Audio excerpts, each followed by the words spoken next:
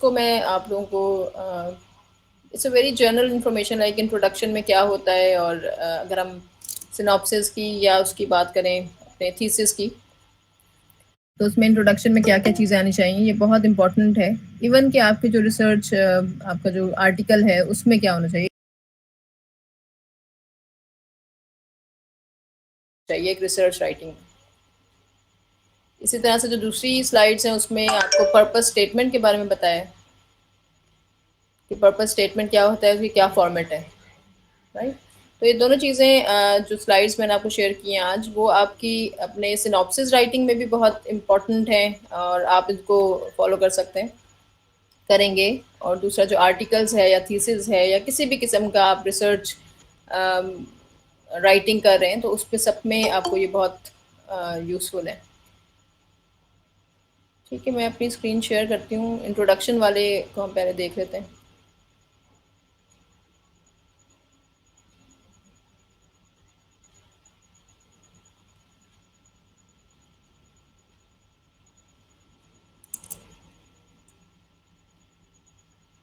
अच्छा, एक और इम्पॉर्टेंट पॉइंट, आप सबके पास ये वाली बुक है, जॉन क्रेसवेल की जो बुक है, HEC ने ये वाली बुक रिकमेंड की है फॉर दिस पर्टिकुलर कोर्स। और ये जो सारी स्लाइड्स हैं, ये सब भी उसी चैप्टर में से ही बनी, सॉरी उसी बुक में से बनी हुई है। तो आप लोग ये वाली बुक ज़रूर ले लें। ई बुक मिलती है तो ई बुक ले लें, वरना अगर आपको शॉप से मिल जाती है तो इट्स ऑल गुड। क्योंकि स्लाइड्स में तो उतनी डिटेल नहीं होती जितनी बुक में होती है। हम खैर डिस्कस करते हैं ड्यूरिंग लेक्चर, लेकिन still for your reference book आपके पास हो तो ज़रा अच्छी बात है, होना चाहिए। मैम आप बुक का नेम और मैम उसका लिंक अगर मैम बता दें। जो हर स्लाइड में जो आपकी पहली, हर अबाउट पॉइंट स्लाइड जो मैं आपको शेयर करवाती हूँ, उसमें जो पहली स्लाइड है उसमें बुक का नाम, उसका ऑथर लिखा हुआ होता है। Okay ma'am.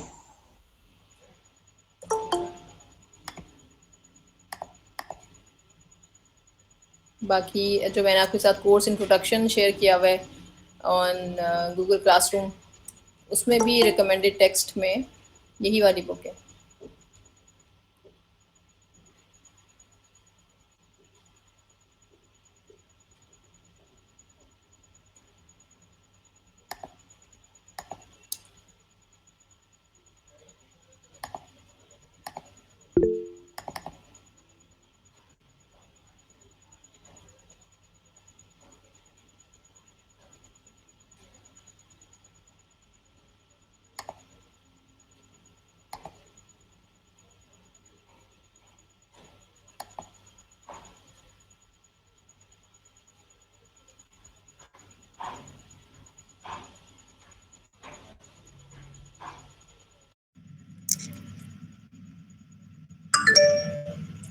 जी, आप सबको मेरी स्क्रीन नज़र आ रही है?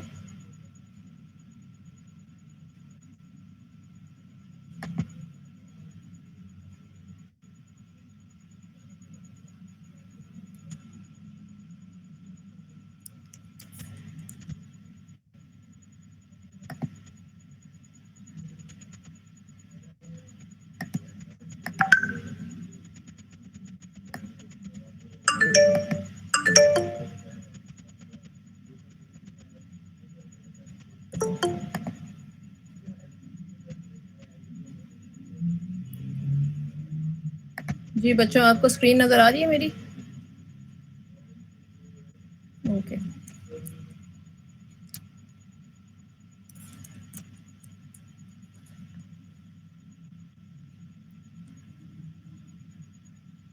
Okay, so this is about the introduction, right. और ये चैप्टर 5 है आपकी क्रेसवेल की बुक का, research design, qualitative, quantitative and mixed method approach, इस बुक का नाम है। और जॉन डब्ल्यू क्रेसवेल इसके ऑथर का नाम है। सारी स्लाइड्स वहीं से ही बनी हुई हैं। ठीक है, इसमें हमने इसको ज़रा अच्छे तरीके से आप लोगों ने अपने तौर पे भी पढ़ लेना है। और आज भी हम इसको देख लेते हैं कि एब्स्ट्रैक्ट, स्पेशली जो इसमें इंट्रोडक्शन का जो चैप्टर है हमारा, और जो इंट्रोडक्शन का जो सेक्शन होता है आपके आर्टिकल में, वो सबसे ज़्यादा इम्पोर्टेंट होता है।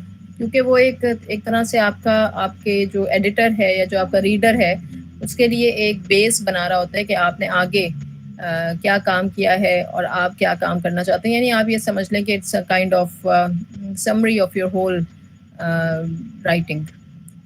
इंट्रोडक्शन में थोड़ा हम डिटेल में देते हैं और डिटेल बताते हैं, प्लस रिसर्च प्रॉब्लम बताते हैं अपना, और ओवरऑल जो एक करेक्ट्स ऑफ द स्टोरी होता है वो इंट्रोडक्शन में आ जाता है।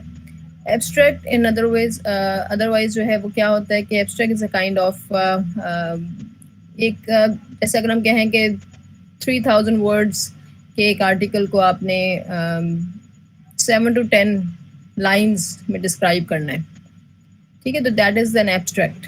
एब्स्ट्रैक्ट से आपको रीडर को ओवरऑल आइडिया हो जाना चाहिए कि आपका जो काम है वो क्या है, आपने कौन सा मेथड यूज़ किया है, आपने कौन सा डाटा सेट यूज़ किया है, और थोड़ा सा उसको आइडिया हो जाए कि आपका रिज़ल्ट क्या है, रिज़ल्ट किस तरह के आए हैं, और एक एनालिसिस जो आपने उससे निकाला, वो तमाम चीज़ें एब्स्ट्रैक्ट ऑफ द स्टडी होती हैं।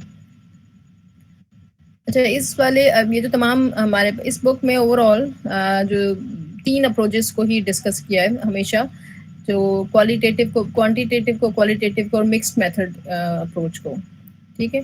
तो इसको हम लोग, क्योंकि मैंने हमेशा आपको कहा है कि हम अप्लाइड रिसर्च से हमारा ताल्लुक है, कंप्यूटर साइंस जो है वो ज़्यादातर इसकी में क्वांटिटेटिव रिसर्च होती है, लेकिन हमें पढ़ना है because it's a research methodology course, तो हमें पता होना चाहिए कि क्वालिटेटिव और मिक्स्ड मेथड अप्रोच में भी ये तमाम काम किस तरह किए जाते हैं, या इंट्रोडक्शन किस तरह लिखा जाता है, लिटरेचर रिव्यू किस तरह किया जाता है।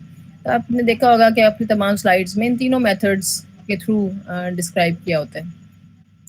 तो आपने तीनों मेथड्स को ही पढ़ना है, लेकिन हमारा जो अगर हम अपने एमएस के आपके थीसिस के बारे में बात करें तो वो ज़्यादातर हमारी जो अप्रोच है वो क्वांटिटेटिव अप्रोच यूज़ होती है, ठीक है। तो इंट्रोडक्शन में क्या होता है कि it's a first passage in a journal article, dissertation. अच्छा, डिसर्टेशन और थीसिस दे आर सिनोनिम्स, आप इनको कह सकते हैं, ठीक है। तो एक ही तरह की चीज़ें, और स्कॉलरी रिसर्च स्टडी कोई भी आप राइटिंग कर रहे हैं तो उसमें जो फर्स्ट पैसेज होता है वो आपका इंट्रोडक्शन होता है। आप सबको आवाज़ आ रही है?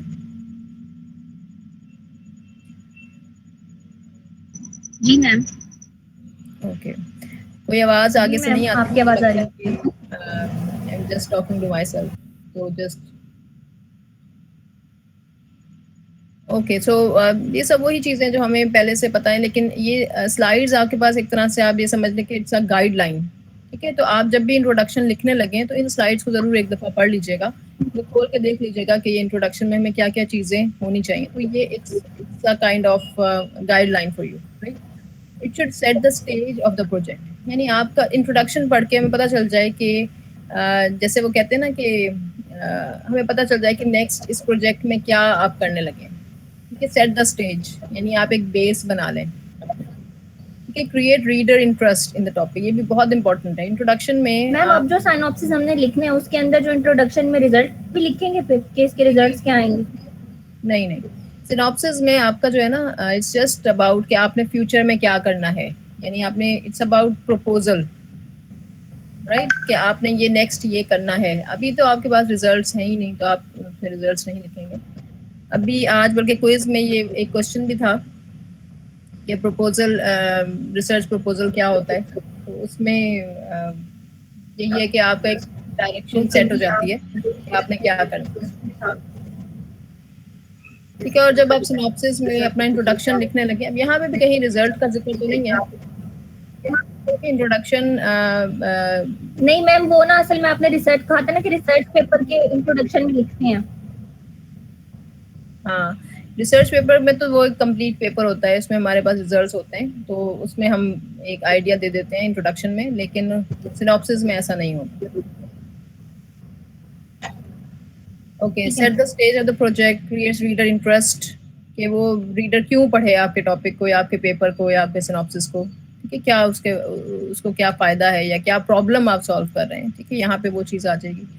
एस्टैब्लिश द इश्यूज और concerns that lead to the study, जिसको हम कहते हैं प्रॉब्लम स्टेटमेंट, ठीक है। अभी भी जो आप लोगों ने सेमिनार्स भी अटेंड कर रहे हैं, उसका मकसद यही है कि जी आपको पता चल जाए कि ये सब चीज़ें, क्योंकि ये सब बच्चे वो हैं जो पास आउट होने वाले हैं, तो प्रॉब्लम स्टेटमेंट हर किसी ने अपनी दी है, क्या ऐसा प्रॉब्लम था या क्या इश्यूज थे जिसकी वजह से वो ये स्टडी कर रहे हैं, तो आपको भी पहले से ही ये बात पता होनी चाहिए। Conveys information about the problem, again वही चीज़ है, place the study with in the larger context. ठीक है, लार्जर कॉन्टेक्स्ट का मतलब अब अगेन वही है कि think out of the box. ठीक है, अब आपने उसको एक आप समझ लें, अगर आप एग्री रिलेटेड कोई प्रोजेक्ट कर रहे हैं लेट्स से, ठीक है, तो just don't just focus on, अगर फॉर एग्जांपल मैंगो पे है या कॉटन पे है, तो आपने सिर्फ उसके ऊपर फोकस ना रहे, मतलब थोड़ा सा बाहर निकल के कि अच्छा जी इससे हमारी एग्रीकल्चर को क्या फ़ायदा होगा, प्लस एग्रीकल्चर जीडीपी जो है वो मुल्क की इकोनॉमी में कितना ज़्यादा फ़ायदेमंद है। तो आपका ओवरऑल जो प्रोजेक्ट है उससे ओवरऑल मुल्क की इकोनॉमी को या मुल्क के लोगों को, कम्युनिटी को क्या फ़ायदा होगा। तो एक थोड़ा सा एक लार्जर कॉन्टेक्स्ट में अपनी स्टडी को रखें। Reaches out to specific audience. Again अब यहाँ पे सिनॉप्सिस में आपकी ऑडियंस कौन है, ऑडियंस इज़ इम्पोर्टेंट। ठीक है, सिनॉप्सिस में आपकी ऑडियंस है आपके सुपरवाइजरी कमेटी, राइट, और आपके एचओडी। तो आपने अपना सिनॉप्सिस इन्हीं लोगों को ही दिखाना है, इन्हीं लोगों के पास जमा करवाना है, एंड देन ये submitted to QEC and then director graduate studies. ठीक है, अब डायरेक्टर ग्रेजुएट स्टडीज़ का ताल्लुक आपके कंटेंट्स से नहीं है इतना जितना कि वो आपके ओवरऑल वो फॉर्मेट चेक करेंगे और वो रेफरेंसेस वगैरह चेक करेंगे, उसका टेम्पलेट स्टाइल, राइटिंग स्टाइल ये चेक करेंगे, लेकिन जो कंटेंट है उसकी जो ऑडियंस है वो आपके सुपरवाइजर्स हैं एट दिस स्टेज, सिनॉप्सिस की स्टेज पे। लेकिन जो थीसिस की स्टेज है उसमें फिर आपकी जो ऑडियंस है वो बढ़ जाती है, वो आपकी पूरी यूनिवर्सिटी के स्टूडेंट्स आ जाते हैं, पूरी यूनिवर्सिटी की फैकल्टी आ जाती है। आप अपना थीसिस बाहर के लोगों के साथ भी शेयर कर सकते हैं, तो दूसरी यूनिवर्सिटीज़ के लोग और स्टूडेंट्स भी आ जाते हैं, but still the audience is limited. लेकिन जो आपका रिसर्च आर्टिकल होता है, राइट, उसकी जो ऑडियंस है that is the whole world, क्योंकि आपने एक दफ़ा पब्लिश कर लिया अपना आर्टिकल, तो इसका मतलब है कि एवरीवन कैन रीड इट। और ज़्यादातर जो रिसर्च आर्टिकल्स होते हैं, ज़ाहिर है कि वो एक अंडर ग्रेजुएट पीपल या उससे लोअर प्राइमरी मिडिल इस तरह के नहीं पढ़ते। ज़्यादातर रिसर्चर्स जो हैं उस लेवल के लोग आपके आर्टिकल्स को पढ़ते हैं। तो अगेन हमने ऑडियंस का ख्याल रखना है, सिनॉप्सिस में भी आपकी अपनी ऑडियंस का ख्याल रखना है कि आपने जस्टिफाई करना है अपने सुपरवाइज़र को, अपने सुपरवाइजरी कमेटी को, कि मैं अगले 1.5 साल में ये काम करूँगी या करूँगा, एंड आई एम रियली, आपने उसको जस्टिफाई करना है, क्लेरिफाई करना है कि मैं आई एम श्योर कि मैंने ये काम करना है और दिस इज़ अचीवेबल। ठीक है, ऐसा नहीं है कि आपने कह दिया कि जी मैं तो चाँद पे जाना चाहता हूँ, ऐसा नहीं होगा। तो अभी आज भी क्विज़ में बल्कि ये क्वेश्चन मैंने इसीलिए डाला था कि आपके जो रिसर्च क्वेश्चंस हैं दिस शुड बी अचीवेबल, और जो फैक्टर्स आप ले रहे हैं that should be accessible, right. Then research problem, ये हमने पहले भी डिस्कस किया हुआ है, इसको मैं इसलिए इस स्लाइड को इसलिए मैंने आपके साथ शेयर किया ताकि you just keep it as a guideline और तमाम चीज़ें एक ही साथ आपको नज़र आ जाए। So the research problem leads to the study, like क्या इसकी ज़रूरत पड़ी इस स्टडी को करने की।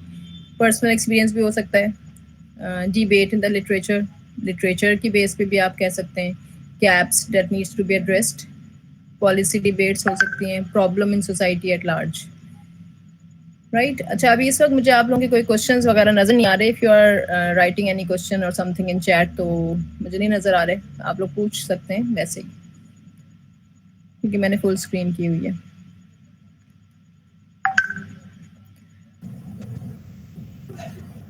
Okay, abstract of the study. Ma'am आप कह रही हैं कि जो रिसर्च क्वेश्चन होते हैं ना वो अचीवेबल होते हैं, लेकिन आपने एक दफा कहा था क्लास में कि जो रिसर्च के रिजल्ट्स होते हैं मतलब उनका ये नहीं होता कि वो ठीक, मतलब जिस तरह हम कहते हैं कि वो ठीक निकलेंगे या नहीं निकलेंगे, ये बाद में डिपेंड करता है कि उनका क्या रिजल्ट आता है। तो मैम फिर ये किस तरह मतलब अचीवेबल, यहाँ क्या इसका मतलब होगा कि उन्हें हम कर सकते हैं या नहीं कर सकते इस तरह? जी, अचीवेबल का मतलब है कि आप उसको आपके पास इतने, पहली बात तो कि इतने रिसोर्सेज हैं, प्लस आपके पास इतने जो फैक्टर्स हैं, आपके पास डाटा की एक्सेस है, आप उस चीज़ को टेस्ट कर सकते हैं या नहीं। इसका मतलब ये नहीं है कि आपने जो कह दिया कि जी मुझे 90% एक्यूरेसी चाहिए या मुझे ये काम करना ही करना है, तो ये आपको, दैट डज नॉट मीन कि आपके रिजल्ट्स अचीव हुए हैं। आपके रिजल्ट्स पॉजिटिव भी हो सकते हैं, नेगेटिव भी हो सकते हैं। तो यहाँ पे मतलब ये है कि आपके पास डाटा की एक्सेस हो, आपके पास रिसोर्सेज अवेलेबल हो, आपके पास जो भी आपको हेल्प रिक्वायर है वो अवेलेबल हो, यानी you can do your research. जी मैम। जी मैम यहाँ पर मैम जिस तरह आज मैम अक्सर जो मैम हमारी सीनियर थी मैम, उन्होंने डिफरेंट मॉडल्स यूज़ किए हुए थे ट्रेनिंग के लिए, मैम अगर कोई हम एक मॉडल सिलेक्ट करते हैं और उसके बिहाफ पे हम उसको बार बार ट्रेन करने के बाद मैम उसमें डेटा सेट में पिक्चर्स भी ज्यादा करने के बाद इतना डेटा ज्यादा करने के बाद मैम फिर भी एक्यूरेसी हमें 60% 70% से मैम ज्यादा नहीं मिल रही, तो क्या मैम जरूरी है कि हम एक्यूरेसी को 80% तक लेकर जाएं या कोई और मॉडल यूज करें? अगर मैम एक ही मॉडल पे काम करना चाह रहे हैं मैम तो उसी पे फिक्स रहे कि मैम हम कर सकते हैं कि मुझे 60% या 65% एक्यूरेसी अचीव हुई है इस मॉडल के साथ, देन मैम ये गलत तो नहीं होगा? आपका क्वेश्चन में एक चीज़ मैं क्लैरिफाई कर दूं कि there is a difference in method and model. ठीक है, आप जो बात कर रही हैं ना वो मेथड की बात कर रही हैं। जैसे फॉर एग्जांपल हमने उस बच्ची ने 5 मेथड्स लगाए थे, SVM और पता नहीं RF और पता नहीं कौन कौन से लगाए थे, she could not explain much. तो जो भी मेथड्स उसने लगाए थे उसकी जब आपके क्वेश्चन के ऊपर आए तो मॉडल जो है वो it's a kind of overall methodology जो कि आपने यूज़ की। ठीक है, model is a big term, जबकि मेथड जो है वो आपके मॉडल का एक पार्ट होता है। पहले तो इस चीज़ को थोड़ा सा क्लैरिफाई कर दिया मैंने।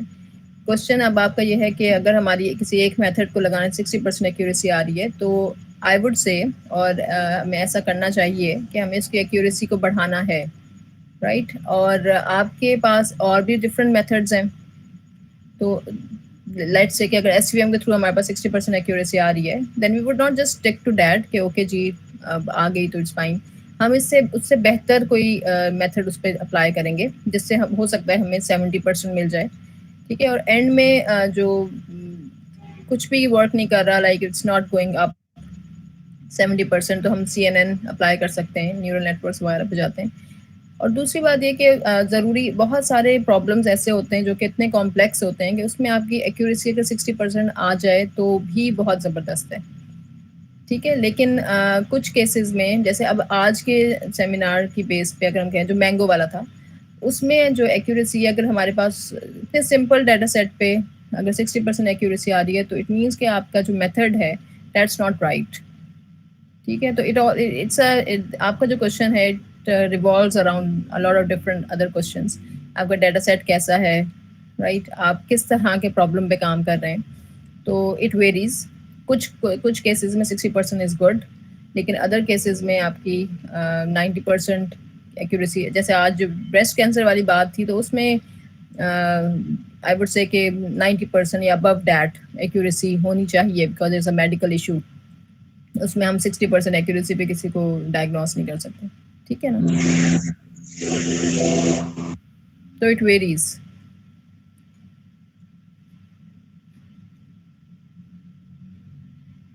ठीक है, एब्स्ट्रैक्ट की बात करते हैं। It is the most important single paragraph in a study, right? Single paragraph है, it's not more than 1 paragraph. अक्सर बच्चे एब्स्ट्रैक्ट को 2-3 पैराग्राफ्स में लिख देते हैं, दैट इज़ नॉट राइट। इसमें होता क्या है, it's a brief summary of the contents, right? It's a summary of all the contents of the study. जो कुछ भी आपने अपनी स्टडी में किया उसका समरी है, जैसे अभी भी मैंने कहा। It allows a reader to quickly survey the essential elements of the study. अक्सर हमारे पास इतना टाइम नहीं होता। मैं अगर अपनी बात करूँ तो अगर मुझे कोई आर्टिकल पढ़ना है तो अब इतना नहीं, हमें एक्सपीरियंस हो चुका है कि अगर हम एब्स्ट्रैक्ट पढ़ें तो हमें आइडिया हो जाता है कि अच्छा जी इसके अंदर क्या है। अगर हमें वो सही लगता है तो फिर हम अंदर जाके उसकी मेथडोलॉजी और रिजल्ट्स पे जाते हैं। अगर वहीं से पता चल जाता है और ओवरऑल भी एब्स्ट्रैक्ट से पता चल जाता है कि स्टडी का क्या करेक्ट्स है। ठीक है, जो आपका एब्स्ट्रैक्ट है always started with the issue और अ प्रॉब्लम। ठीक है, इससे क्या होता है कि इंटरेस्ट डेवलप होता है। लोग पढ़ते हैं कि अच्छा जी क्या प्रॉब्लम है और इसके बाद आप उसके सोल्यूशन की तरफ आते हैं। Purpose of the study indicate करता है, it states data that will be collected to address the purpose. अब आज के सेमिनार में भी जैसे डाटा का कोई जिक्र नहीं किया अक्सा ने, तो that is highly objectionable. Data का जिक्र अगर आप नहीं करते तो आपके रिजल्ट्स का तो कोई मीनिंग ही नहीं रहता, right? You must mention your data. Again abstract में भी आपने डाटा को लाजमी स्टेट करना है। Theme of the statistical results likely, अब यहाँ पे आपके जो भी आपके रिजल्ट्स आए हैं, जो आपने स्टैटिस्टिकल एनालिसिस किया है, वो आपके रिजल्ट्स भी एंड में एब्स्ट्रैक्ट एंड में थोड़ा सा 2-3 लाइंस में आप बताएंगे।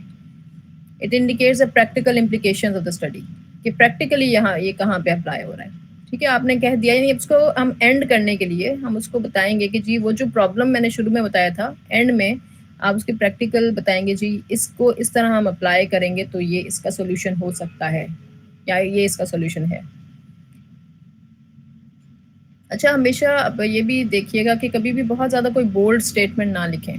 बोल्ड स्टेटमेंट का मतलब है कि आपने ये नहीं कहना कि जी मेरा जो मेथड है वो ज़बरदस्त है, इट्स 100% या इट्स परफेक्ट। ये जो कुछ ऐसे लफ्ज़ हैं, परफेक्ट या ऑसम और इस तरह की चीज़ें, ये आपने बिल्कुल नहीं लिखनी। हमने पहले भी जो मैंने आपको एक डॉक्यूमेंट दिया था राइटिंग टिप्स के ऊपर, उसको भी ज़रूर पढ़ लें। अब आपकी क्योंकि सिनॉप्सिस की डेडलाइन है, कल उसकी डेडलाइन है, तो आप आई होप कि आप सबने वो जो डॉक्यूमेंट है वो पढ़ा होगा अपने सिनॉप्सिस को लिखने से पहले।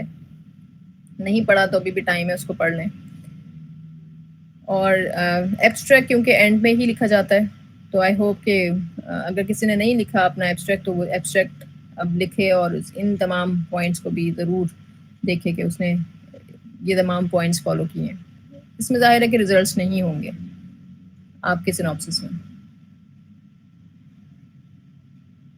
अच्छा, बहुत सारे बच्चों के शायद अभी तक डाटा सेट भी क्लियर ना हो, तो अगर किसी का ऐसा केस है तो वो मेंशन कर दे कि या लुकिंग फॉर या ऑनलाइन कुछ ना कुछ, अभी तक तो खैर पता चल ही गया होगा, लिटरेचर रिव्यू आप सब नहीं किया है, तो थोड़ा मेंशन ज़रूर करें कि किस तरह का डाटा आप लेंगे या कहाँ से लेंगे, खुद बनाएंगे या आपने ऑनलाइन लेना है।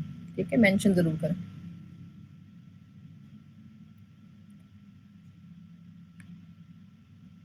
इंट्रोडक्शन नॉर्मली तमाम मेथड्स के लिए सेम ही, अप्रोचेस के लिए सेम पैटर्न है, लेकिन थोड़े बहुत डिफरेंसेस होते हैं। लाइक क्वालिटेटिव में प्रॉब्लम कॉल्स फॉर एक्सप्लोरेशन, क्योंकि क्वालिटेटिव एनालिसिस है तो ज़ाहिर है हम उसमें एक्सप्लोर करते हैं थ्योरीज की बेस पे। ठीक है, और जबकि क्वांटिटेटिव में इंट्रोडक्शन क्या होता है, फैक्टर्स और वेरिएबल्स की बेस पे होता है। ठीक है, प्रॉब्लम जो आप डिफाइन करते हैं वो अपने फैक्टर्स की बेस पे, फैक्टर्स हमने पिछले लेक्चर में भी पढ़ा था जब रिसर्च क्वेश्चंस की बात हो रही थी कि फैक्टर्स क्या क्या होते हैं, किस किस तरह के फैक्टर्स और वेरिएबल्स हम लेते हैं अपने प्रॉब्लम में। तो वो चीज़ें आपकी इंट्रोडक्शन, क्वांटिटेटिव इंट्रोडक्शन में होती हैं। It may advance a theory to be tested. अब यहाँ क्वांटिटेटिव में ज़ाहिर है कि हम थ्योरीज बनाते नहीं हैं, ना ही बल्कि हम उन थ्योरीज की बेस पे अपने क्वेश्चंस डिफाइन करते हैं या अपना हाइपोथेसिस लेते हैं और उसके फिर उसको हम टेस्ट करते हैं, राइट। तो ये चीज़ें आपके इंट्रोडक्शन में आएंगी। May be written from an impersonal objective point of view. अच्छा, यहाँ पे एक और चीज़ ऊपर वाले में देखें क्वालिटेटिव में, तो द लास्ट पॉइंट है may be written from a personal, first person या सब्जेक्टिव पॉइंट ऑफ व्यू। ठीक है, क्वालिटेटिव में हम अपने तौर पे फर्स्ट पर्सन के तौर पे बात कर सकते हैं, जैसे कहते हैं ना डायरेक्ट बात करना कि मैं ऐसे करना चाहती हूँ, ये we, always use we not I. ये एक और टिप है, आप लोग नोट कर लें। कभी भी आपने अपने, जब भी आप प्रेजेंट कर रहे हों या कुछ भी लिख रहे हों, आपने आई का लफ्ज़ इस्तेमाल नहीं करना, वी का लफ्ज़ इस्तेमाल करना है। और क्वांटिटेटिव इंट्रोडक्शंस में या अपने क्वांटिटेटिव रिसर्च आर्टिकल्स में हम आई वी डायरेक्ट वर्ब यूज़ नहीं करते बल्कि पैसिव टेंस यूज़ करते हैं कि हमने ये किया।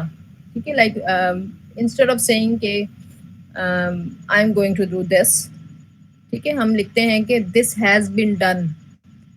सो there is a difference in direct tense and indirect tense, active और पैसिव, वो आपने शायद पढ़ा होगा इंग्लिश में, उसको थोड़ा रिवाइज कर लीजिएगा। तो हम उल्टा करके उसको लिखते हैं पैसिव में।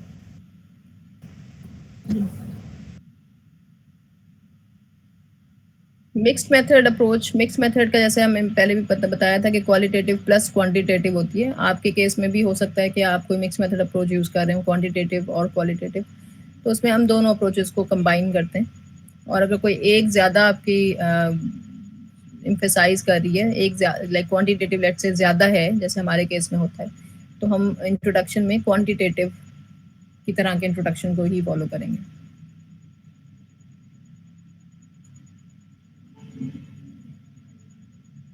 तो यहाँ पे भी अब ये एक और आप लोगों के लिए बहुत यूज़फुल चीज़ है कि मॉडल फॉर इंट्रोडक्शन। ठीक है, कि आपके इंट्रोडक्शन में किस तरह से आप इसको डिफाइन कर सकते हैं। That is a popular approach in research. 2 pages total. Introduction के आपके 2 पेजेस हों कम से कम, और राइट 1 पैराग्राफ पर एलिमेंट। एलिमेंट कौन कौन से हैं? ये जो आपके नीचे 5 एलिमेंट्स हैं उन सब के एक एक पैराग्राफ आपने लिखना है, ठीक है।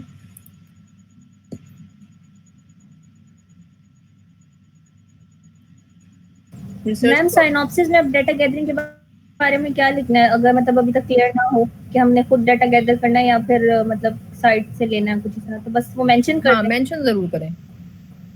और अगर आपने दोनों काम करने हैं तो आप दोनों चीज़ों को मेंशन कर दें। बाज़ औक़ात ऐसा भी होता है कि हम अपनी ट्रेनिंग जो है वो अपनी ऑनलाइन डेटाबेस से करवा लेते हैं, अगर हमें कोई अच्छी डेटाबेस मिल जाती है, क्योंकि वो हाई क्वालिटी डाटा हमें मिल जाता है तो हम उससे ट्रेनिंग करवा लेते हैं, और जो टेस्टिंग है वो अपने रियल टाइम डाटा पे करवाते हैं। जैसे फसिया आपके केस में ऐसा हो सकता है कि टेस्टिंग जो है वो जब आप अपना डाटा करें तो उससे आप टेस्टिंग करवा लें, और ट्रेनिंग आप अपने वेबसाइट के डाटा से, जो हमने लास्ट टाइम डिस्कस किया था, एपीआई के थ्रू आप लेके। तो मैम ये भी फिर मेंशन करना पड़ेगा मुझे सिनॉप्सिस में कि मतलब मैं ट्रेनिंग जो है वो ऑनलाइन डाटा सेट से मतलब डेटाबेस से करवाऊंगी और टेस्ट फिर खुद से जो डाटा आप मेंशन करेंगे सिनॉप्सिस में, ठीक है। और रेफरेंसेस लाजमी देने हैं, ठीक है, अदरवाइज तो वो आपकी प्लेजरिज्म काउंट होगी। आपने रेफरेंसेस हर चीज़ के लाजमी देने हैं जो भी आपने बात की है। और फॉर एग्जांपल अगर आपने कोई जिक्र किया कि जी agriculture it accounts for 70% of Pakistan economy, ठीक है, तो इट्स अ बिग स्टेटमेंट। अब इसके पीछे अगर कोई रेफरेंस नहीं है तो इसका मतलब ही नहीं रहता, because you are a student, you can not say this thing. आपने कोई एनालिसिस नहीं किया तो how can you say that. तो आपने अपनी बात को बैकअप करने के लिए पीछे एक रिपोर्ट देनी है पाकिस्तान इकोनॉमिक फोरम की या स्टेट बैंक की रिपोर्ट। एक अगर आप पीछे उसके रेफरेंस देंगे तो दैट मीन्स कि yes what you are saying is authentic. तो अपने ये हमारा ही फ़ायदा है, इसको अपनी ऑथेंटिसिटी को रिप्रेजेंट करने के लिए हमें रेफरेंसेस देने होते हैं, अच्छे रेफरेंसेस देने, google.com के नहीं, प्रॉपर रेफरेंसेस देने। और वो बात भी हम पहले लिटरेचर रिव्यू में पढ़ चुके हैं कि किस तरह से हमने अपने क्या प्रायोरिटी है। सबसे पहले आर्टिकल्स हैं, उसके बाद आपके बुक्स हैं, उसके बाद कॉन्फ्रेंस पेपर्स हैं, वो सब चीज़ें हम पढ़ चुके हैं पहले। ओके, रिसर्च प्रॉब्लम में अब ये बात जो है आपके इंट्रोडक्शन के अंदर ही चल रहा है, ये सब कुछ इंट्रोडक्शन का जो मेन सेक्शन है ना उसी के अंदर ही हमने रिसर्च प्रॉब्लम भी डालना है, इसके अलग से सेक्शन नहीं बनेगा। तो इसमें क्या करना है, रिसर्च प्रॉब्लम में you start with a narrative hook to engage the reader. आपने एक नरेशन देनी है, अपना एक इंटरेस्ट डेवलप करना है अपने रीडर का, राइट, और अपने बिल्कुल सिंपल वर्ड्स में, ताकि that is understood by most of the readers. Build readers' interest through reference to study participants or posing questions. Research problems में आप क्वेश्चंस भी पूछ सकते हैं कि यानी कोई भी अगर आपका रिसर्च क्वेश्चन है या कोई आपने किसी पर्टिकुलर स्टडी को रेफर किया है तो वहाँ से like you just need to create interest of your readers. कि जब इंसान से कोई क्वेश्चन पूछता है ना तो फिर वो सोचना शुरू कर देता है इसका जवाब, और इस तरह से एक तरह से उसका दिमाग उस तरफ उस डायरेक्शन में आ जाता है, बजाय इसके कि आप सीधी सीधी स्टेटमेंट लिखते रहेंगे। तो ये सब चीज़ें साइकोलॉजी को भी आपने देखना होता है, ह्यूमन साइकोलॉजी को। अक्सर लोग कहते हैं कि हमें मेथडोलॉजी पढ़ते वक्त नींद आती है, राइट, तो क्योंकि मेथडोलॉजी में आपने वही सारी बातें लिखी होती हैं जो अनलेस एंड अनटिल कि आपका कोई मेथड बिल्कुल ही नया है और आपने उसको दिखा रहे हैं तो वो एक अलग है, वरना नॉर्मली प्रीवियस मेथड्स को ही एक्सप्लेन कर रहे होते हैं या इस तरह से। या फिर अपने नेक्स्ट जो आपका सबसे ज़्यादा इंटरेस्टिंग जो सेक्शन पर्सनली मुझे लगता है, वो सबसे पहले तो मैं एब्स्ट्रैक्ट पढ़ती हूँ, फिर इंट्रोडक्शन पे थोड़ा बहुत स्किम रीड करती हूँ, स्पेशली जो आपके पहले 2-3 पैराग्राफ्स हैं, स्पेशली रिसर्च क्वेश्चन या प्रॉब्लम स्टेटमेंट। और फिर मैं अगर मुझे इंटरेस्ट है तो मैं अपनी एक फ्लो चार्ट जो है स्पेशली उसको देखती हूँ सबसे पहले कि अच्छा ये स्टेप्स इसने किए हैं। तो फ्लो चार्ट अगर आप लोग बनाएं तो वो बहुत अच्छा है, स्पेशली सिनॉप्सिस में भी अगर आप लोग फ्लो चार्ट बनाते हैं तो that is really helpful for the reader. और फिर we jump to the results. Clearly identify the issues or problems that need to study, need for the study. Indicate why the problem is important by citing numerous references. ठीक है, यहाँ पे ये चीज़ important है, problem important क्यों है उसके लिए भी आपको जस्टिफिकेशन बैकअप करना है अपने by different references. Opening statements should stimulate interest. Do not use quotations to avoid confusion. Avoid idiomatic expressions. Idiomatic expression जैसे idioms होते हैं जो कि कंफ्यूजिंग थोड़ा सा कर देते हैं चीज़ों को, तो वो आपने यूज़ नहीं करना है. हमें बिल्कुल to the point direct simple बात करनी है. Consider numeric information for impact. अच्छा, ये भी एक ह्यूमन साइकोलॉजी भी है प्लस थोड़ा सा रीडर्स की साइकोलॉजी अगर हम देखें तो अगर हमें कहीं पे ओवरऑल अगर हमें नज़र आता है कि okay there is some numeric information, right, तो हमें लगता है कि this is authentic because it is backed up by the numerical methodology या numerical information. इवन कि अगर हमें कहीं tables भी नज़र आ जाते हैं तो हमें लगता है कि okay this is good, right. ये मैं आपको वो बातें बता रही हूँ जो कि एक जनरल रीडर की इतने एक्सपीरियंस के बाद जो मुझे समझ आई है कि जी एक्सपीरियंस, अगर आपका एक पेपर है या सिनॉप्सिस है जो कि सिंपल लिखा हुआ है in very straight English language, there are no figures, no tables, no numerical equations, तो it would not have that impact जो कि इन चीज़ों के साथ एक impact आएगा. और इससे जाहिर है कि हमारी बातें ज़्यादा. मैम आपने फ्लो चार्ट जी फ्लो चार्ट आपने बनाना है अपने सिनॉप्सिस में. अगर बनाते इट्स नॉट कंपल्सरी, लेकिन मैं कह रही हूँ कि इट्स रिकमेंडेड. किस टाइप का मैम फ्लो चार्ट? क्योंकि रिसर्च पेपर्स जो मैंने पढ़े हैं उनमें जो फ्लो चार्ट इस तरह बना होता है ना, वो तो सारा उन्होंने अपना रिजल्ट्स और टेबल्स वगैरह इस तरह करके बनाया था. तो हम अब सिनॉप्सिस में किस तरह का मैम फ्लो चार्ट बनाएंगे? आप ये पूछ रहे हैं कि किस तरह बनाएंगे, यानी टूल कौन सा यूज करेंगे बनाने के लिए? मींस मैम हम मेथोडोलॉजी का फ्लो चार्ट बनाएंगे कि हम कौन सी मेथोडोलॉजी हम किस तरह अपना नो मैम, मैं ये आपसे कह रही हूं कि सिनॉप्सिस में किस तरह मतलब बनाएंगे. जी सिनॉप्सिस में भी आप फ्लो चार्ट होता क्या है, like synopsis is actually steps है ना कि आपने फ्यूचर में ये चीज़ें करनी है, ठीक है. It's a future proposal, right. और फ्लो चार्ट में भी यही है. Flow chart is a flow of your ideas, flow of your methods. आपने स्टार्ट कहाँ से किया, उसके बाद क्या किया, उसके बाद क्या करेंगे, उसके बाद क्या करेंगे. At this stage I am not saying कि you will get your complete 100% flow chart, लेकिन आपको थोड़ा सा आइडिया हो जाता है. Like you can simply make 3 blocks, let's say अगर आपके 3 स्टेजेस हैं, ठीक है. एरोज डाल दें कि जी डाटा आ रहा है यहाँ से. अब जो डाटा आ रहा है उसके बारे में आपने लिखना है कि किस तरह का डाटा है, वो आपके फ्लो चार्ट में भी आप उसको मेंशन करेंगे, राइट. उसके बाद जब आप फर्स्ट स्टेप है लेट्स से, उसमें आपने अगर अपनी डाटा की क्लीनिंग करनी है या उसकी प्री प्रोसेसिंग, आप सिंपली प्री प्रोसेसिंग लिख सकते हैं और बाद में अपने नीचे टेक्स्ट में उसको एक्सप्लेन कर सकते हैं if you are pre processing the data. Pre processing का मतलब क्या है कि अगर आप इमेजेस ले रहे हैं उसमें बहुत कॉम्प्लेक्स बैकग्राउंड है, तो आपने जाहिर है कि जो आपका रिक्वायर्ड डाटा है या रिक्वायर्ड इमेज है कि कॉटन पेस्ट है लेट्स से, तो कॉटन पेस्ट का जो इमेज है पर्टिकुलर उसको आपने सेगमेंट करना होगा, तो then you will use it as a training image. तो वो हमारी प्री प्रोसेसिंग है. प्री प्रोसेसिंग करके उसके बाद ही हमने अपने इमेज को या अपने डाटा को ट्रेनिंग में लेके जाते हैं.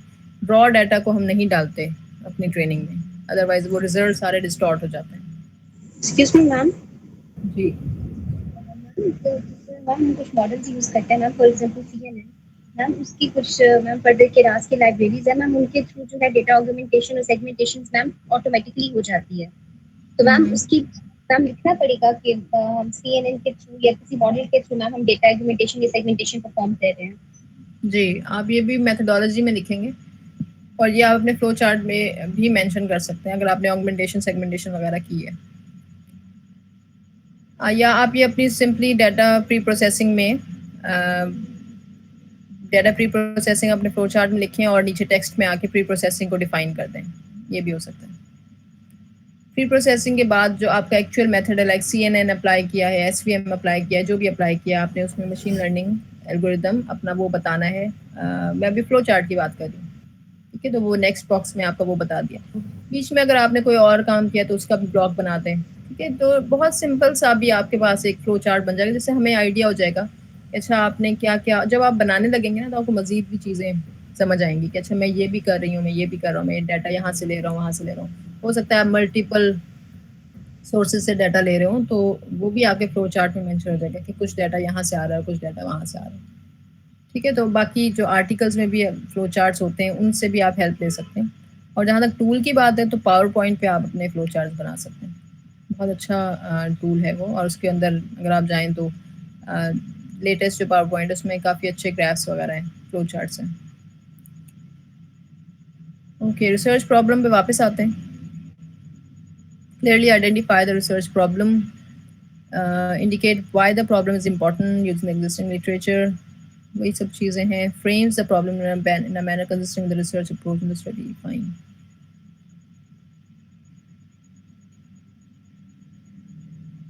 Okay, this is also important. अब literature review में और introduction में फ़र्क है, ठीक है, we all know that.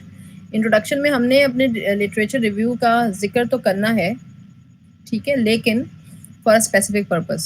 It's not the complete full literature review, क्योंकि जो full literature review है वो आपका next section होगा या next chapter होगा आपके thesis में। अब introduction में literature review क्या कर रहा है, जैसे पिछली स्लाइड में भी मैंने आपको यहाँ पे बताया कि indicate why the problem is important using the existing literature, right? यहाँ पे मज़ीद देख लेते हैं। Introduction में we use literature review to justify the importance of the problem. Right, अब हम जस्ट लिटरेचर की बेस पर ही ये कहेंगे ना कि हमारा ये प्रॉब्लम इंपॉर्टेंट है। Set the research problem within ongoing dialogue in the literature, पहले से जो चीज़ें लिटरेचर में चल रही हैं हम उन्हीं के आगे या उन्हीं में से ही कोई गैप आइडेंटिफाई कर रहे हैं, ठीक है। तो ये हम इस तरह से अपने इंट्रोडक्शन में लिखते हैं। लिटरेचर रिव्यू की बेस पे हम अपने रिसर्च प्रॉब्लम को या इम्पोर्टेंस को आइडेंटिफाई करते हैं। इन सिंपल वर्ड्स आप ये कह सकते हैं कि जब आप अपने प्रॉब्लम बता रहे हैं या अपनी इम्पोर्टेंस बता रहे हैं तो उसमें साथ साथ रेफरेंसेस देते रहें लिटरेचर के, ठीक है, ताकि वो बैकअप होती रहें सारी चीज़ें आपकी जो भी आप इंट्रोडक्शन में लिख रहे हैं।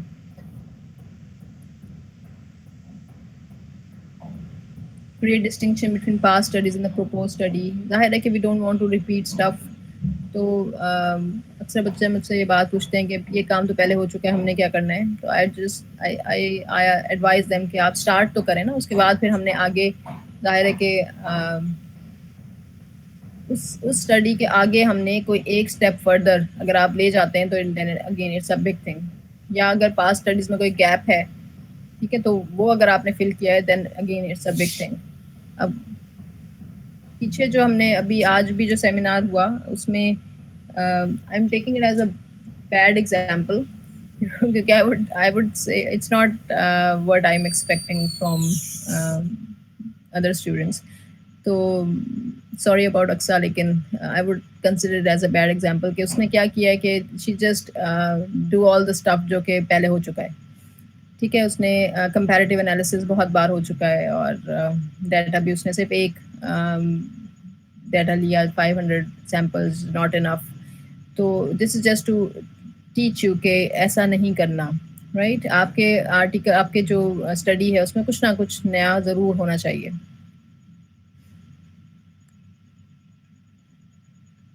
Summarize large group of studies in the introduction instead of individual ones. अगर आपने बहुत ज़्यादा कोई स्टडीज़ हैं जिनको आप रिलेट कर रहे हैं तो हर किसी को अलग-अलग नहीं बताना, बल्कि समराइज करके बताना है कंडेंस्ड फॉर्म में, because this is not where we do the literature review, it's just the introduction.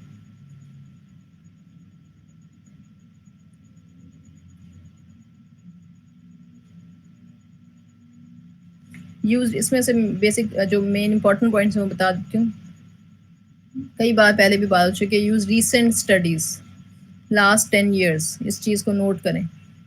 10 साल से पहले की जो स्टडीज़ हैं स्पेशली हमारी फील्ड में, दे आर गॉन, 10 साल से पहले की जो स्टडीज़ हैं, थ्योरीज चलो हो सकती हैं, क्योंकि थ्योरीज हम कहीं और से उठा रहे हैं, साइकोलॉजी से उठा रहे हैं या फिर अपनी बिजनेस से उठा रहे हैं कहीं और से। थ्योरीज आपकी 10 साल से पुरानी हो सकती हैं, लेकिन आपकी जो मेथड्स हैं या बाकी जो आप रेफरेंसेस ले रहे हैं, इम्पोर्टेंस, वक्त के साथ साथ चीज़ें चेंज हो जाती हैं। ठीक है, बहुत सारी चीज़ें जो 10 साल पहले ज़रूरी थी, 10 साल बाद अब ज़रूरी नहीं है। So we can not justify something based on 20 years old article कि जी ये अभी भी ज़रूरी है, ऐसा नहीं है। ठीक है, तो मेक श्योर कॉमन सेंस भी है, यूज़ रीसेंट स्टडीज़ और older studies that are of value. जैसे मैंने अभी बात की थ्योरीज की, तो कुछ ज़ाहिर है कि कुछ ऐसी स्टडीज़ होती हैं जो कि हमें मेंशन करनी पड़ती हैं, जैसे कि थ्योरीज वगैरह हैं। इन सब चीज़ों को आप लोगों ने एक दफ़ा अपने तौर पे ख़ुद भी पढ़ लीजिएगा और इसको अपने जो आपने लिखा है सिनॉप्सिस या जो भी आप उसको फाइनल कर रहे होंगे, तो उसके साथ थोड़ा मैच कर लें कि ये जो हमने लिखा है क्या ये चीज़ें इसके साथ मैच हो रही हैं। अगर नहीं तो उसको मॉडिफाई कर लें। मैम ये सिनॉप्सिस फाइनल तो किया ना, हमें चांस मिलेगा ना इसको थोड़ा एडिट करने का, अगर थोड़ा मतलब ज़्यादा इसको करें जिस तरह, क्योंकि आपने आज बहुत सारी चीज़ें बताई हैं जो मतलब मैच करने वाली रहती हैं। आप लोगों के ये जो सिनॉप्सिस है, जी। ड्राफ्ट है, we would take it as a draft, क्योंकि आपका फाइनल उस तक होगा जब आप अपने सिनॉप्सिस को डिफेंड करेंगे। You need to defend your synopsis, आपकी प्रेजेंटेशंस होंगी, राइट? जिस तरह अभी आप लोग सेमिनार देख रहे हैं, उसी तरह के आपके भी सेमिनार्स होंगे, जिसमें आपकी पूरी सुपरवाइजरी कमेटी होगी और बाकी स्टूडेंट्स भी होंगे। तो आप लोगों को अपने सिनॉप्सिस को डिफेंड करना है, उसके बाद वो फाइनल होगा और फिर आगे डीपीएस हो जाएगा। ठीक है, और ये सब काम हमने अपने थर्ड सेमेस्टर मैम आपने लेक्चर में कहा था कि मैं किसी एक का सिनॉप्सिस लेकर ना दिखाऊंगी और फिर उसको हम रीड करेंगे, तो फिर मैम तब आप हमें बताएंगी कि मतलब क्या उसमें हम लोगों को ठीक करना है। अच्छा, अभी तो आप लोग अपने तौर पे करो, जो क्योंकि टेम्पलेट हमने आपको सेंड किया है। ठीक है, आप लोगों का जो भी अभी तक हमने रिसर्च मेथोडोलॉजी के कोर्स में जो कुछ भी पढ़ा है उसको अप्लाई करें, प्लस आपके जो सुपरवाइजर के साथ मीटिंग होती है उसको अप्लाई करें। जो कुछ आपको पता है, आपने अभी तक पढ़ा है, आप उसको अपने ड्राफ्ट सिनॉप्सिस में ऐड करें। ठीक है, उसको हम फिर रिव्यू करेंगे मज़ीद और फिर आगे जो भी चेंजिंग्स होंगी, दिस इज़ नॉट फाइनल। ठीक है, लेकिन you can say that this is a starting point, क्योंकि आपको मैं डेडलाइन बता दूं कि थर्ड सेमेस्टर स्टार्ट होने से पहले पहले आपने अपना सिनॉप्सिस जमा करवाना। ठीक है, ये बातें आप सबको पता होनी चाहिए। That's why I am emphasising कि इसको आप हमें करना है। 19 जुलाई को आपका सेमेस्टर एंड होगा, 15 जुलाई 15 जुलाई को आपका ये वाला सेमेस्टर एंड हो जाएगा और उसके बाद आपके फाइनल एग्ज़ाम्स होंगे 15 जुलाई के बाद। और थर्ड सेमेस्टर में जाने से पहले पहले, थर्ड सेमेस्टर आपका कब स्टार्ट होता है ये अभी मुझे एग्जैक्ट डेट नहीं पता, लेकिन नॉर्मली हमारा 1 अक्टूबर से स्टार्ट होता है। आई एम नॉट श्योर कि इस दफ़ा क्या होगा, पहले लेकर आएंगे उसको या बाद में लेके जाएंगे। तो क्योंकि हमारा सेमेस्टर ख़त्म हो जाएगा तो we can start the third semester. तो थर्ड सेमेस्टर स्टार्ट होने से पहले पहले आपके पास भी थोड़ा सा टाइम मिलेगा, आपने अपना सिनॉप्सिस डिफेंड करके और उसको जमा करवाना है। टाइम आपके पास कम है क्योंकि आपके कोर्सेज भी चल रहे हैं, प्लस आपके फाइनल अभी होंगे, क्विज़ेज आपके साथ साथ चल रहे हैं। तो इसलिए ड्राफ्ट जो सिनॉप्सिस है ये आपके लिए करना बहुत ज़रूरी है, ताकि हम उसको प्रॉपर्ली रिव्यू करें और आपकी डायरेक्शन सेट हो जाए।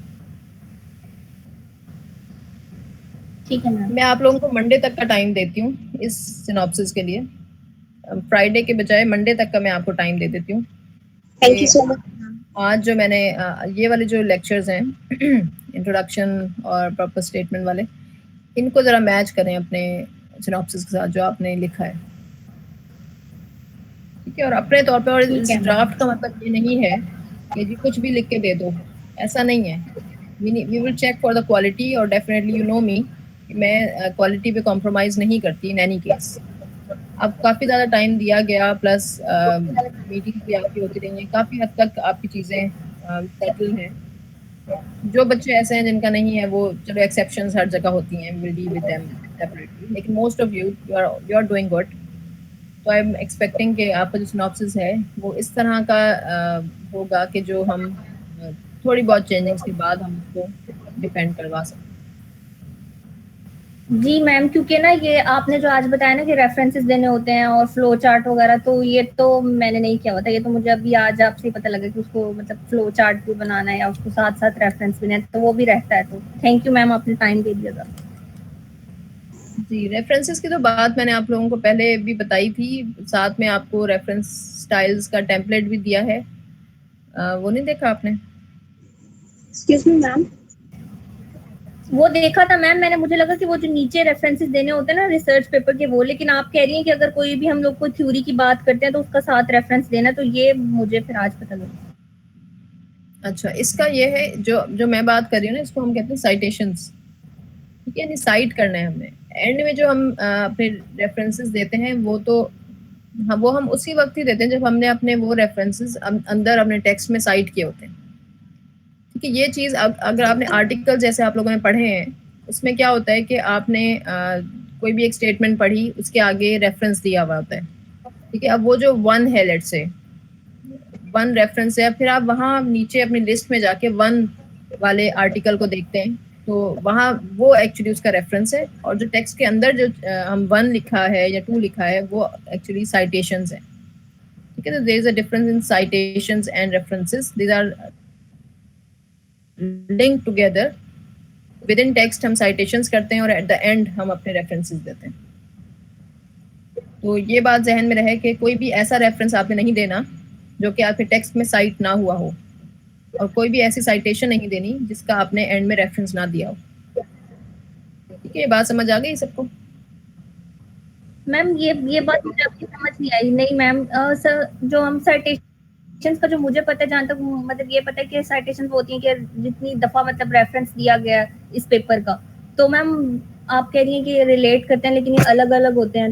ये नहीं होता कि कितनी दफ़ा आपने रेफरेंस दिया, एक मिनट में आपको बता देती हूँ, बिकॉज दिस इज इम्पोर्टेंट।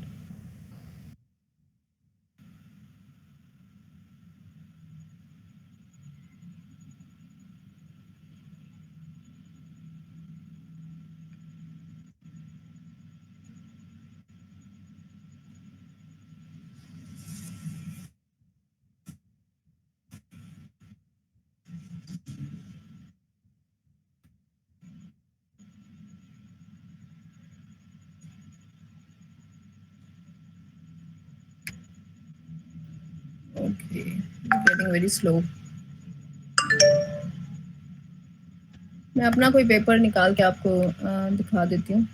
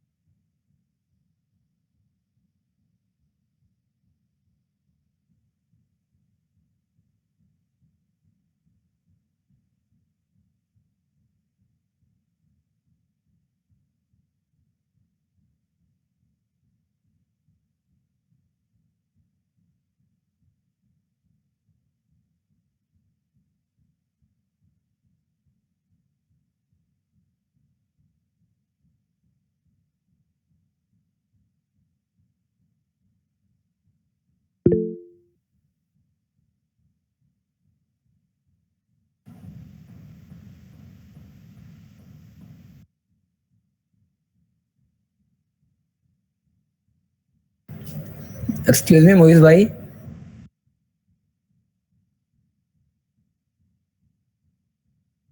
अब कुछ लोगों के पास ना उनकी डोमेन का भी पता नहीं है, लेकिन मैम ने सिनॉप्सिस का कह दिया। अब ये प्रॉब्लम किस तरह सॉल्व होगी? यार ये मैम ने लास्ट टाइम बताया भी था, 2-3 दफा बता चुकी हैं कि जिनका अभी टॉपिक फाइनलाइज नहीं हुआ वो एटलीस्ट कुछ उन्होंने आर्टिकल्स पढ़े हुए तो होंगे ना। टॉपिक फाइनलाइज नहीं किया, इनकी डोमेन फाइनलाइज नहीं की, लेकिन एटलीस्ट आर्टिकल्स तो पढ़े हैं ना, रिसर्च गैप तो फाइंड आउट करने की कोशिश की है ना। तो जो उनको इंटरेस्टेड लग रहा है तो वो लोग उसी पे जो है ना फिर अपना सिनॉप्सिस लिख के दे दें। और क्योंकि ये फाइनलाइज नहीं है तो इस वजह से जो है थोड़ा सा आप लोगों को एक चांस मिल जाएगा, लेकिन कोशिश करें कि जो आपका इंटरेस्ट है ना उसके आसपास ही कोई आर्टिकल आप इनके आपके जो आपने रीड किए हैं उनसे रेलिवेंट फिर आप जो है ना अपना सिनॉप्सिस लिख लें। कि अगर इन फ्यूचर आपको रिसर्च करनी भी है ना तो फ्यूचर वाली रिसर्च जो आपकी है वो जो आप इनके सिनॉप्सिस दे रहे हैं उसमें थोड़ा बहुत 19-20 का चेंज हो तो वो एक्सेप्टेबल होगा। अब ये फिर ये भी ना हो ना कि बिल्कुल ही 100% आप टॉपिक को बिल्कुल ही चेंज कर दें और फिर कहें जी नहीं जी पहले मुझे पता नहीं था, तो पहले मैं सोया हुआ था, अब अचानक से मेरी आंख खुल गई है तो मैं अब काम करूंगा, तो ऐसा नहीं होगा ना। ठीक है, मैं आपकी बात पे एग्री हूँ, लेकिन जिस तरह फॉर एग्जांपल आपने एक टॉपिक चूज किया IoT पे, अच्छा, और इसका ये है कि अब सुपरवाइजर हमारा कहता है कि बेटा आप IoT पे वर्किंग नहीं कर सकते, लिहाजा आप ना डोमेन चेंज कर लें। अब मैम ये कह दे कि आपने तो बेटा ये काम किया और लिहाजा आपने मुझे सिनॉप्सिस इस चीज के दिए थे, अब आपने डोमेन चेंज की हुई है। ये जो चीज है, ये जो क्राइटेरिया है और ये जो बीच की वर्किंग है, मैं इस बारे में पूछ रहा हूँ। अच्छा, इस केस में ना जो सुपरवाइजर आपको इनके कहते हैं कि ये आपकी डोमेन नहीं है, आप इस पे नहीं इस पे काम करें, सो उस केस में फिर ये होगा कि सुपरवाइजर आपको अलाउ करेंगे। उस केस में मैम आपको कुछ भी नहीं कहेंगी, फिर आप बेशक 100% चेंज कर क्यों ना कर दें। लेकिन अगर आप खुद से चेंज करते हैं, सुपरवाइजर आपको नहीं अलाउ करते या सुपरवाइजर नहीं सजेस्ट करते कि आप चेंज करें, तो देन उस केस में आप पे बात आएगी। लेकिन अगर सुपरवाइजर खुद आपका पूरे के पूरे जो है ना टॉपिक चेंज करवा रहे हैं या आपकी रिसर्च को बिल्कुल एक नए एंगल से वो देख रहे हैं या देखना कन्वर्ट करना चाह रहे हैं नए एंगल पे, देन ये सुपरवाइजर की ड्यूटी होगी कि वो जो है ना फिर आपको अलाउ करेगा रिटर्न में और आप फिर उसको फिर फर्दर कंटिन्यू करोगे। नहीं ठीक है आपकी बात, लेकिन जो मैम इस वक्त सिनॉप्सिस ले रही, ये तो एक क्लास असाइनमेंट है ना, कि जो हम लोगों ने इसको बोर्ड ऑफ स्टडी को भेजना है या ग्रेजुएट स्टडी को भेजना है, ये वो चीज तो नहीं है, क्योंकि सिर्फ ये तो क्लास असाइनमेंट है ना।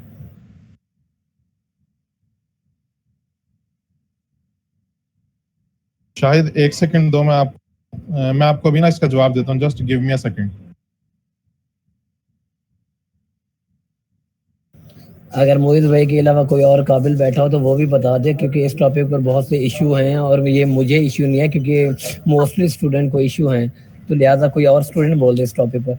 नहीं शायद ये असाइनमेंट नहीं है, ये असाइनमेंट नहीं है, ये सिनॉप्सिस का ड्राफ्ट ही है जो कि मैम की तरफ से हमें मिला है, क्योंकि मैम हमें रिसर्च मेथोडोलॉजी पढ़ा रही है, तो ये सिर्फ रिसर्च मेथोडोलॉजी की असाइनमेंट नहीं है, ये हमारा सिनॉप्सिस का ड्राफ्ट ही है।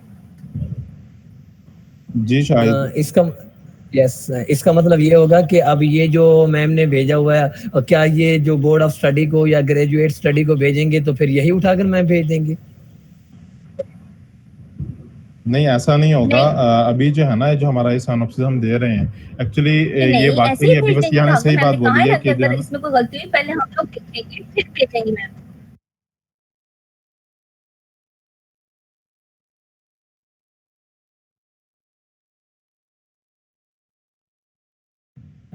आपकी बात बीच में रह गई है मोहित भाई, या जो जिसने भी जवाब देना मुझे जवाब देते हैं, क्योंकि मैं अपने बारे में नहीं पूछ रहा, क्योंकि मेरी तो कंप्लीट हुई पड़ी है, मेरा सारा कुछ हुआ है, लेकिन मैं क्योंकि मोस्टली स्टूडेंट ऐसे हैं जिनको अभी तक ये पता नहीं है कि हम लोगों ने किस तरह काम करना है। एक बात ये होगी, दूसरी बात है क्योंकि इतनी जल्दी, क्योंकि आप लोगों को ये भी पता है कि जिस तरह हमारे लेक्चर चल रहे हैं और किस तरह हम लोग वर्किंग कर रहे हैं, इस बारे में बात करना चाहता हूँ। वो आपकी बात ठीक है, मैं बोल रहा था लेकिन फसीहा ने दरम्यान में इंटरप्ट किया तो मैं खामोश हो गया। शायद फसीहा बोलना चाहती तो मैंने इसलिए अपना माइक म्यूट कर दिया था। सो बाकी जहां तक बात है, मैं पहले बोल रही थी क्योंकि वो ना नेट मेरा ख्याल स्लो है, इस वजह से आपको बाद में आवाज आई है। Okay, it's okay. अच्छा, जो बात आप कर रहे हो ना शायद वो यार ये सिनॉप्सिस हमारा जो है ना वो सबमिट नहीं होगा, कमेटी को सबमिट नहीं होगा। इस सिनॉप्सिस पे ना अभी फिलहाल हमें थोड़ा सा टाइम दिया गया है, जो मैम ने भी कहा ना, थर्ड सेमेस्टर से पहले हमने साइनॉप्सिस सबमिट करना है। वो वाला जो साइनॉप्सिस सबमिट होगा ना, वो वाला हमारा पूरा कमेटी को सेंड होगा, वो फाइनलाइज वो होगा। अभी जो है ना, अभी जस्ट ये हमसे लिया जा रहा है ताकि मैम जो है ना ये आइडेंटिफाई कर पाए कि जी हम लोग कितना एक पढ़ चुके हैं, कितना एक नॉलेज हम लोगों ने ले लिया है, या हम काम कर भी रहे हैं अपने फील्ड के फील्ड से रेलिवेंट, या नहीं कर रहे, ठीक है ना। सो उस अभी इससे जस्ट हमें जो है ना थोड़ा सा यूं कह लें कि जज करने की कोशिश की जा रही है कि इसके थ्रू हमें जज कर लिया जाए कि हम लोग काम कर रहे हैं या नहीं कर रहे, और अगर हम काम कर रहे हैं तो कितने एक सीरियस है। अगर जो स्टूडेंट सीरियस नहीं होंगे तो उन पे थोड़ा सा ना स्ट्रिक्टनेस हो जाएगी इसके बाद, इनकी ये साइनॉप्सिस सबमिट करने के बाद उनको थोड़ा सा जो है ना पुश किया जाएगा कि आप लोग जो है ना थोड़ा सा नॉन सीरियस हैं, अपने साइनॉप्सिस को लेके या अपनी रिसर्च को लेके थोड़ा सा सीरियस हों, सीरियस एटीट्यूड अपना शो करें, और प्रॉपरली जो है ना एक न्यू साइनॉप्सिस बनाकर वो सबमिट करें, ठीक है ना। लेकिन इसका मतलब ये भी नहीं है कि हम इसको बिल्कुल नॉन सीरियस लें और ये कहें कि जी ये बिल्कुल फजूल सी है या सिर्फ आरएम की असाइनमेंट है। ये आरएम की असाइनमेंट नहीं है, ये हमारी फाइनल रिसर्च की ही असाइनमेंट है। बस मैम आरएम पढ़ा रही हैं तो मैम ने कहा चलो उसके साथ साथ ना मैं ये भी कवर अप करवा लूं। हाँ ठीक है मोइज भाई, अच्छी बात है। लेकिन अच्छा मुझे, और जो हमारे हमने सिनॉप्सिस सबमिट करने हैं बोर्ड ऑफ स्टडी को या ग्रेजुएट स्टडी को, लेकिन उस वो तो मेरे ख्याल में थर्ड सेमेस्टर के स्टार्टिंग वीक में करने होते हैं ना। मैम ने भी बताया थोड़ी देर पहले कि वो जो है ना हमारे थर्ड सेमेस्टर से एक हफ्ता पहले तक हमने सबमिट करने होंगे, 1 week before the third semester, ठीक है ना, कि उससे स्टार्ट होने से भी पहले। थर्ड सेमेस्टर तो बाद में स्टार्ट होगा, उससे भी पहले एक हफ्ता पहले कम से कम हमारा जो है ना साइनॉप्सिस सबमिट हो जाएगा। ठीक है, ओके, अब ये बात कंप्लीट होगी। लेकिन और नेक्स्ट बात ये है कि मुझे इस चीज़ की समझ नहीं आ रही भाई, जी हमारा सेमेस्टर कब ख़त्म करा रहे हैं, ये तो बढ़ता जा रहा है, मुझे तो लगता है तकरीबन कोई 10-15 महीने ये चलेगा। एक्चुअली पिछले दिनों, क्योंकि मैं भी टीचिंग करता हूँ तो थोड़ा सा लिंक्स वगैरह हैं, पिछले दिनों एचईसी की तरफ से आप लोगों को भी शायद पता हो इस हवाले से कि अनाउंसमेंट हुई है कि 15 जुलाई के बाद फिजिकल एग्जाम कंडक्ट किए जाएंगे अगर लॉकडाउन में कुछ नरमी होती है या हालात थोड़े बेहतर होते हैं। इन केस अगर हालात बेहतर नहीं होते और लॉकडाउन कंटिन्यू रहता है, देन उस केस में 15 जुलाई के बाद जो है ना वो यूनिवर्सिटीज ऑनलाइन एग्जाम कंडक्ट करेंगी। अब ऑनलाइन एग्जाम एमसीक्यूज की बेस में भी होगा और उसके अलावा वाइवा की बेस में भी वाइवा की सूरत में भी हो सकता है, ठीक है ना, दोनों सूरतें हैं। इसके अलावा बाकी इस चीज पे फाइनलाइज जो करना है वो यूनिवर्सिटीज की अपनी कमेटीज ने करना है। उनकी जो मीटिंग होगी, इंटरनल यूनिवर्सिटी मीटिंग होगी बोर्ड ऑफ डायरेक्टर्स की, उसमें यूनिवर्सिटी डिसाइड करेगी कि उन्होंने फर्दर जो है ना इस पर कैसे काम करना है और कब से एग्जाम कंडक्ट करना है और किस तरह से। लेकिन सजेशन जो इनके एचईसी की तरफ से दी गई है वो यही है कि आप जो है ना एमसीक्यूज बेस पेपर होगा या आपका वाइवा वाइज जो है ना वाइवा की तरह का, वाइवा की तर्ज का पेपर आपसे लिया जाएगा। पेपर में किसी सूरत पे रिलैक्सेशन नहीं है, वो हर सूरत हो गया। हाँ, दूसरी केस जो है एचईसी ने एक और बात भी साथ मेंशन की है, बल्कि वो ये है कि जो स्टूडेंट्स ये समझते हैं कि वो लोग ये एग्जाम नहीं दे सकते, मींस ऑनलाइन एग्जाम नहीं देना चाहते, वो इसमें इंटरेस्टेड नहीं है, इससे उनको लगता है कि उनके ग्रेड्स पर या जीपी वगैरह पे कोई इफेक्ट होगा, तो उन सूरत से उन स्टूडेंट्स के लिए उसने एचईसी ने ये अनाउंस किया कि वो लोग अपना सेमेस्टर फ्रीज करवाएं और फ्रीज करवा के वो नेक्स्ट ईयर अपना सेमेस्टर कंटिन्यू करें जब हालात बेहतर हो जाएं। ये एचईसी ने सजेस्ट किया, इनकी तीसरी तजवीज ये थी एचईसी की। ठीक है, ये बात तो होगी। लेकिन जो हमारी इसकी डेट सेमेस्टर की क्लोज होने की वो तो मेरे ख्याल में 15 जून थी ना।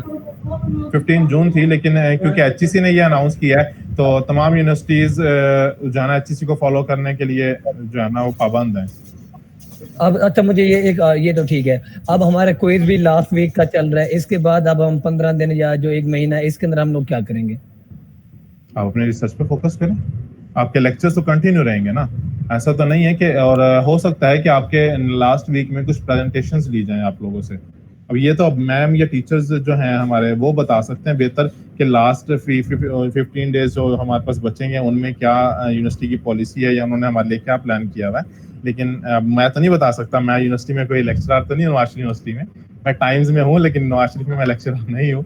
तो ये तो टीचर्स ही बता सकते हैं बेहतर कि उनकी क्या पॉलिसी है, नेक्स्ट उन्होंने क्विज कंटिन्यू करना है, प्रेजेंटेशंस लेनी है, या हमें टाइम देना है हम अपनी रिसर्च पर फोकस कर सकें या अपनी स्टडी पर फोकस कर सकें, पेपर की प्रिपरेशन कर सकें।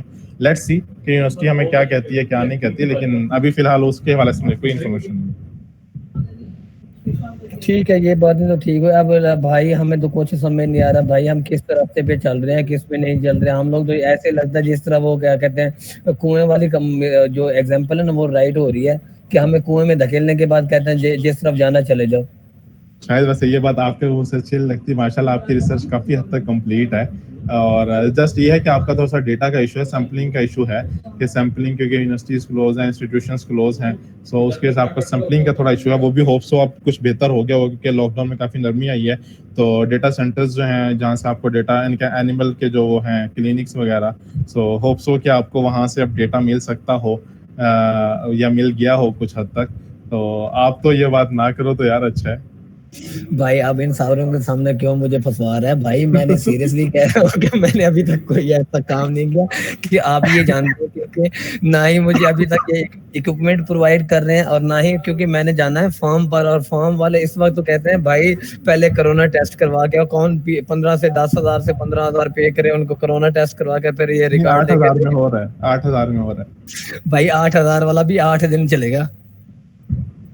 हाँ ये भी है, वही बात के बाद एक वीक ही है वो उसकी वैलिडिटी। नहीं, यही तो अदाब चल रहा नहीं, लेकिन वो बात तो अच्छी है, ठीक है, जिस तरह हम रिसर्च पे फोकस करेंगे। लेकिन अब ये है कि क्योंकि बर्डन बढ़ता जा रहा है, कभी ये हो रहा है कभी वो हो रहा है, तो अब मैं सिर्फ इस चीज से परेशान हूँ कि भाई डेली कोई ना कोई, अब ठीक है ये क्विज खत्म हो गए, अब नए सिरे से कुछ 2-4 लेक्चर और आ जाएंगे। अगर अल्लाह ना करे ये लोग कहते हैं कि ठीक है आपके ना मैनुअल सिस्टम होगा और मैनुअल सिस्टम में आपने टेस्ट देना है, तो फिर उधर भाई हम लोग क्या करेंगे? मुझे तो समझ नहीं आती। पहले बहुत आता है हमें और इसके बाद जब मैनुअल पे पहुंच जाएंगे फिर माशाल्लाह सुभान अल्लाह और बहुत आएगा, तो फिर क्या करेंगे? अपने जीपी को देखकर रोते रहेंगे या पेपर को देखकर रोते रहेंगे? यार ये तो अब यही है कि मैं खुद आप लोगों के तरह ही हूँ, आप लोगों के साथ ही हूँ। सच बताऊं तो मैंने सर रज़ाक साहब ने मुझसे पूछा था कि हाफिज आपने अभी तक पढ़ा है, तो मैंने उनको यही कहा था कि यार सर मैंने अभी तक कुछ नहीं पढ़ के मीटिंग का लिंक भेजा, आप वो ज्वाइन कर लो। आप लोगों को इतना वेट करना पड़ा, मेरा कंप्यूटर हॉल्ट हो गया था, आई हैव टू रीस्टार्ट।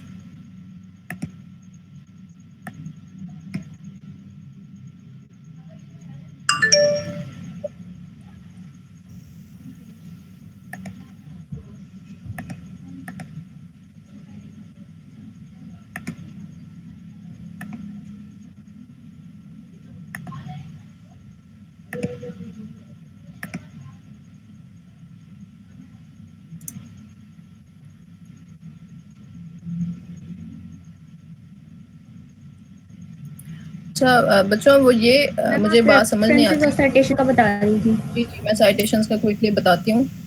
एक बात मैं कहना चाह रही थी कि जो बच्चे क्विज के टाइम पे सब लोग मौजूद होते हैं, लेकिन लेक्चर के टाइम पे बहुत कम बच्चे होते हैं।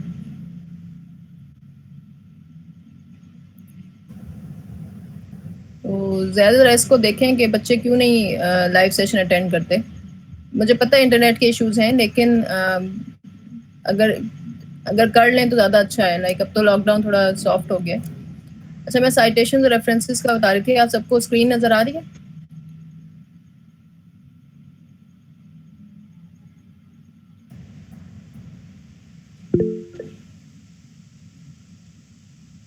ओके अच्छा, ये जैसे एक पेपर है मेरा, इसमें मैं रेफरेंसेस और साइटेशन में डिफरेंस क्या होता है? Including Pakistan health care system.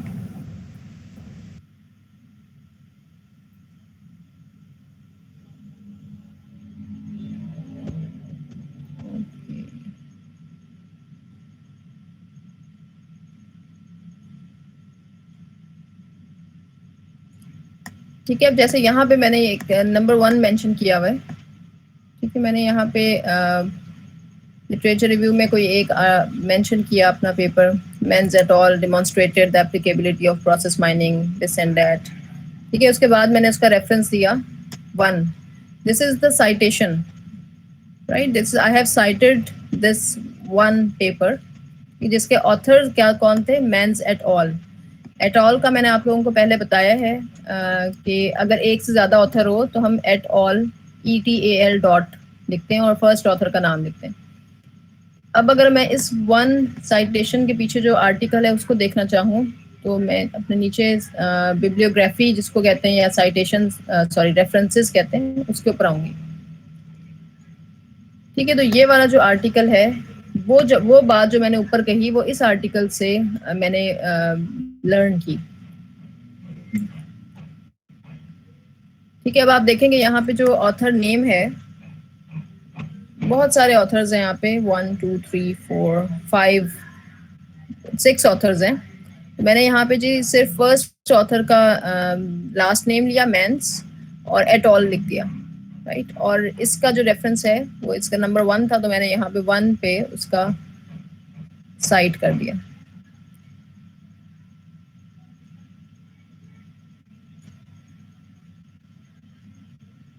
इसी तरह से 2, अब इस तरह से हम लिखते हैं अपने लिटरेचर रिव्यू में कि अकॉर्डिंग टू 2, राइट। अब हमने यहाँ पे पूरा पेपर नहीं लिखना है, या मैं ये भी कह सकती थी अकॉर्डिंग टू इसका जो फर्स्ट ऑथर का नाम है एट ऑल, लेकिन मुझे इसका रेफरेंस जरूर देना था 2।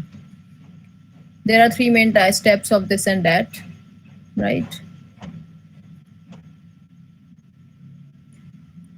अगेन अब मैंने कोई टूल यूज़ किया या मैंने कोई मेथड यूज़ किया तो मैंने उसको बताया कि मैंने we have used Disco from Fluxicon और 6 उसका रेफरेंस दिया कि अगर किसी को इस पर्टिकुलर टूल को यूज़ करना हो तो वो यहाँ पे जाके देख सकता है, उसके बारे में मज़ीद पढ़ सकता है।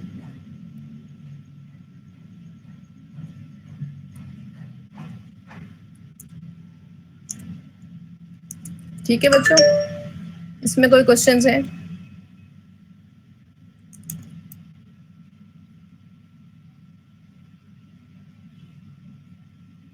Excuse me ma'am. जी जी मैम स्पेसिफिक टूल यूज करना होगा या फिर मैम हम वर्ड के थ्रू भी मैम ये कर सकते हैं? जी, इसके लिए हम टूल यूज़ करते हैं, एंड नोट का टूल यूज़ करते हैं। वैसे तो आप इसको मैनुअली भी कर सकते हैं, लेकिन that would I would not recommend it. उसके लिए मैं आपको एक गाइडलाइन दे देती हूँ। एंड नोट के नाम से एक टूल है, अगर आप लोगों ने शायद सुना हो पहले।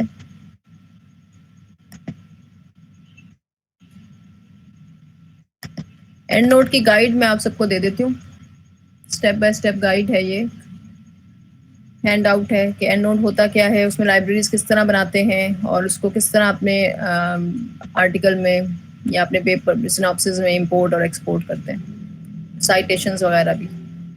ठीक है, ये मैं आपको दे देती हूँ, आप लोग एंड नोट इंस्टॉल करें।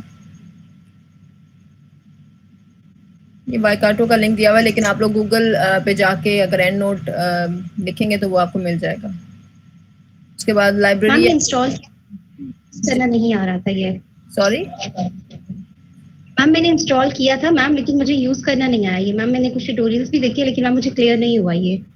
ठीक है, यहाँ इसको ज़रा देख लें, हैंड आउट से काफ़ी अच्छे हैं, बच्चों को ही हम देते थे वहाँ पे भी, तो वो उनको आ जाता समझ। लाइब्रेरी हमने पहले एक बनानी होती है आपके पास एक पूरा, जब आप एंड नोट इंस्टॉल करते हैं तो आपके वर्ड में ये पूरा एक टूल बार आ जाता है उसका। ठीक है, और उसके थ्रू आप अपने आर्टिकल्स को, सब चीज़ों को आप इंपोर्ट और एक्सपोर्ट कर सकते हैं।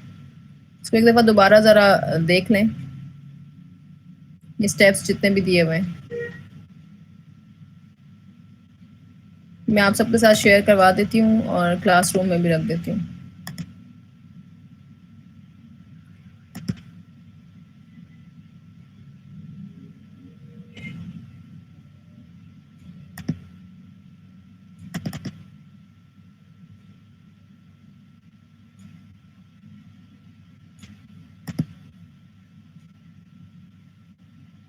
ठीक है, एंड नोट से रेलिवेंट अगर आपके कोई क्वेश्चंस हों तो आप व्हाट्सएप पे भी पूछ सकते हैं, अदरवाइज हम कल एक शॉर्ट मीटिंग भी कर सकते हैं इफ़ यू वांट टू। ठीक है, क्योंकि आपने अपने सिनॉप्सिस पे काम करना है। Okay ma'am. और बाकी बच्चे जो कि आज नहीं हैं उन सबको भी ये तमाम लेक्चर्स भी दे दें, एंड नोट का ट्यूटोरियल है वो भी दे दें और उनको बता दें जो जो बातें आज हमने डिस्कस की। और अगेन जब क्विज़ के लिए आ सकते हैं तो लेक्चर के लिए भी कोशिश करें कि ज़रूर अटेंड करें। ये मेरा मैसेज उनको पहुंचा दीजिएगा।